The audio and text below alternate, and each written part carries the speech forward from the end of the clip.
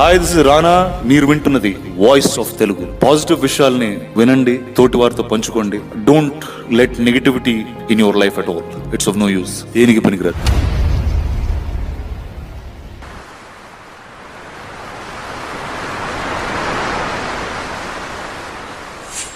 కళలు మన అంతర్గత కోరికలకు నిజమైన భాష్యాలు.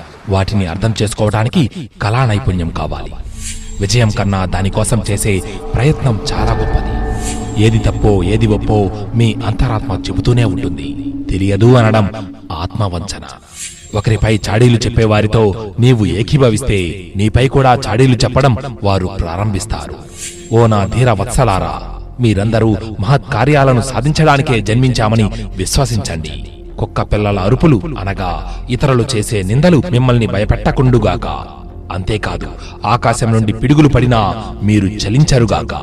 గొప్పవాళ్లు కావడానికి కొంతమంది విధిరాతని ఆశ్రయిస్తే, ఎక్కువ మంది తమ దృఢ చిత్తంతో తప్పని చేతలతో బలం పుంజుకుంటారు.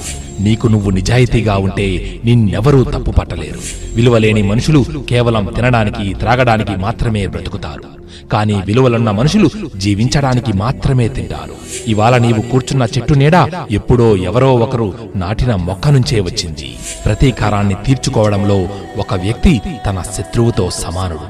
కానీ దాన్ని వదులుకోవడంలో అతని కన్నా గొప్పవాడవుతాడు. గొప్పవారి గొప్పతనం వారు తమ కంటే క్రింది స్థాయి వారితో వ్యవహరించే తీరును బట్టి తెలుస్తుంది. రంగం ఏదైనా కావచ్చు, గెలుపుకు కావలసింది విశ్వాసం.